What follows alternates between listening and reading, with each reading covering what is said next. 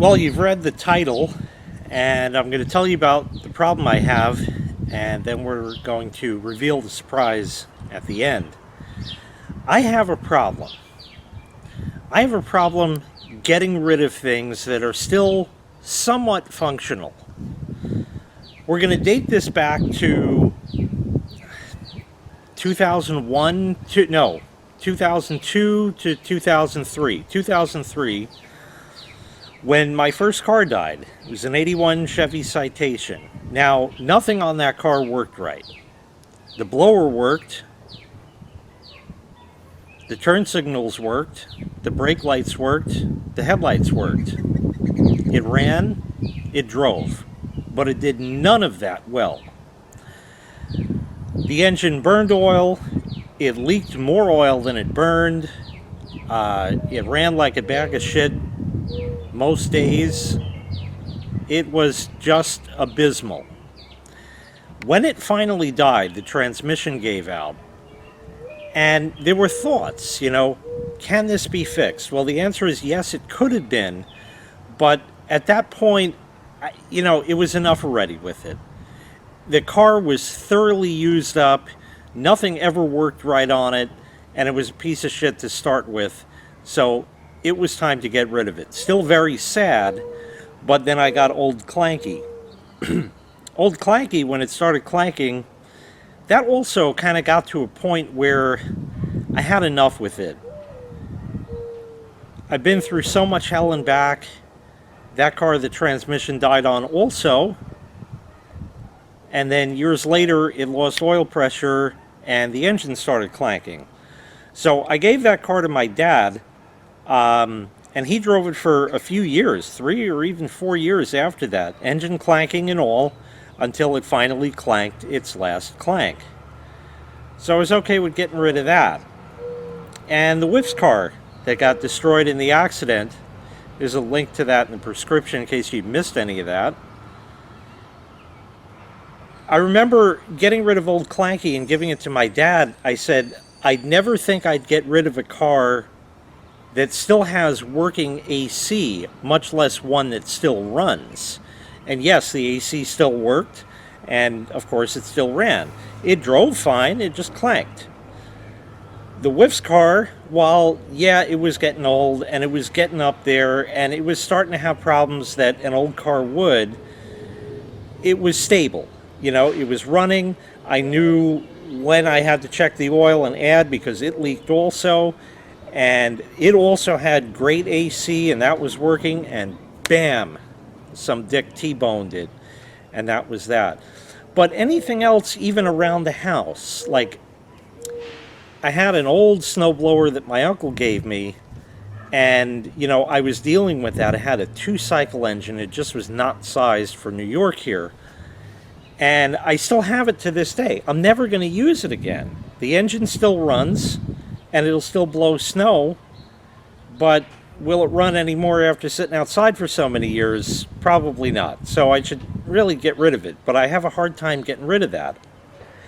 And really what that's going to do is tie us into the previous video I had on the lawn equipment startup, the Ghetto Fabulous lawnmower. Now the story with that, to refresh your memory, is I had a Murray brand mower that came with the house, so I was lucky in that sense. And then this Ghetto Fabulous one came along. My dad got it off of a neighbor of his. The house across the street from him was being rented to some college kids, and I don't know where they got it from. Nobody ever took care of it. And my dad bought it for 20 bucks. Now, why? I don't know, but he said, here's a mower. Okay, that's good. That came at a fairly appropriate time, and I've been using it. It was always a bitch to start. Always, always, always, always a bitch to start from the get-go. I looked up the old videos. 2012 was the first video I made on it, so when did I get it? Probably sometime that year. That was 12 years ago. And I've been dealing with it, and dealing with it, and dealing with it. And then last summer, I was in the middle of mowing, and it just shut off. couldn't restart it no matter what I tried. And I found that if I sprayed some Go Juice into it, it would run, but only for as long as that Go Juice lasted, and then it would die. So the carbonator was fucked, and that was a whole kerfuffle because several weeks went by, place is turning into a jungle, and I brought it to a place to get it fixed, and they looked at it and they said, we're going to pass on this. So nobody even wanted to fix it. But I hung on to it, and then Lexmark's 567 was over, and we took the carbonator off of it and sprayed it out with gum out, and that didn't fix it either. So I ended up buying a new carbonator. Now that he showed me the ropes, so to speak, as far as putting that on, I knew how to do it. And I did get it to run, as you've seen, but the mower has many other issues. Computers, I've always had old hardware, and I still do to this day. And does it take a long time for stuff? Yep, it sure does. And sometimes I just sit there and the hard drive's just thrashing away. And I just got to sit and wait. It's not going to do anything. It'll do what I told it to, but I just got to wait for it. And wait. And then finally it comes up, what I needed to do. And then I can carry on with that. And, some days better, some days worse, but it still is getting me by. And that's what's going on with the mower as well. It's getting me by. Well, I'm going to show you the surprise now, and then we're going to finish up this story.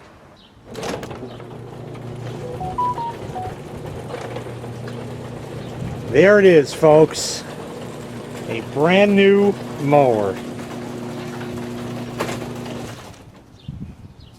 Courtesy of Lexmark's 567. I've slid open the box just to take a look to make sure that it wasn't smashed to bits. And fortunately, UPS was not doing their job that day as United Parcel Smashers. It's a bit caved in on this side, but should be alright from what I saw. That's right. And in the next video, we're going to unbox it and take a look at it. That's right. Some random guy who found me on YouTube commented one day, and this was back when I had ideas of putting air conditioning in the garage, and he said, I can do that. Well, he lives out in Michigan. This is New York. And he got on a plane and he came out here and he cut a hole in the side of my house and put that AC in and helped me to fulfill that dream. Yeah, it costs a fortune every year, but I'm not talking about that. Same thing right over here with the barbecue. I had that old Brinkman one. It was getting really bad. I probably could have just squeaked another year out of it, and then I was going to be looking for one. And then he said, here's a barbecue.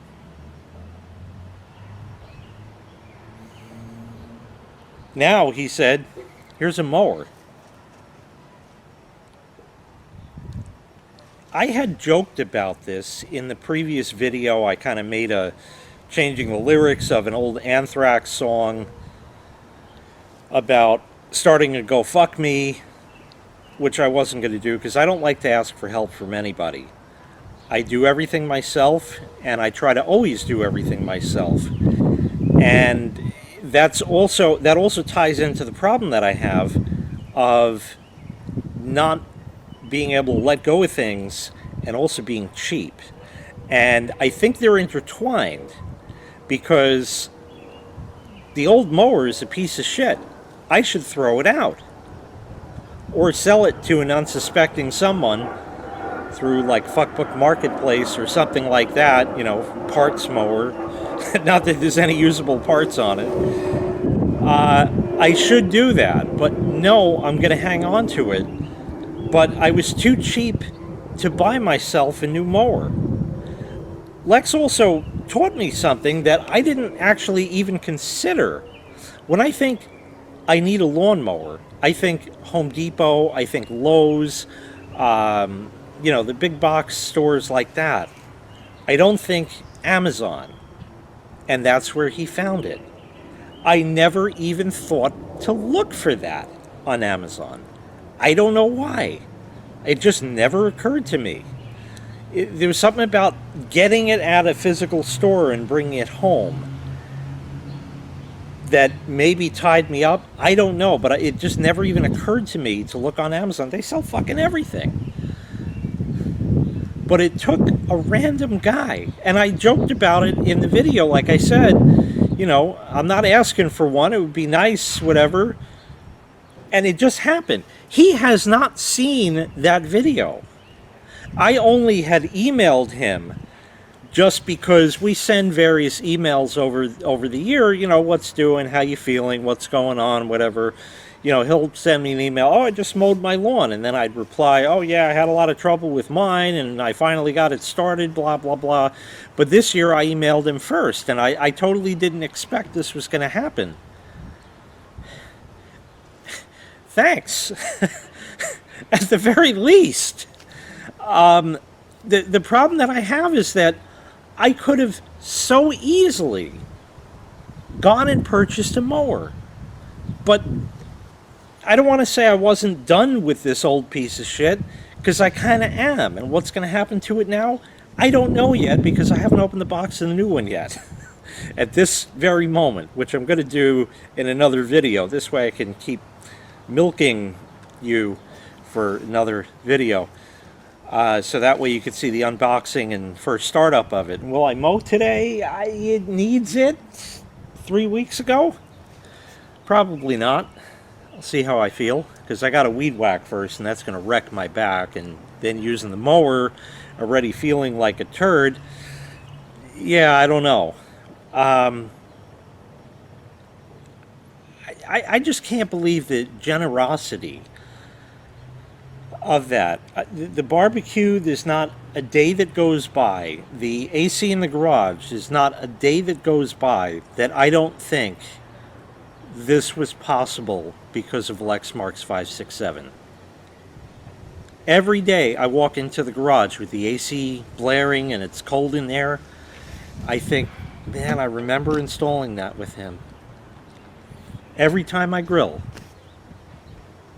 I was sitting there with the old Brinkman with fucking lighter fluid and making a bomb out of the fucking thing to get the burners to light. It was just so decrepit. It also was built like a piece of shit, but that's another story.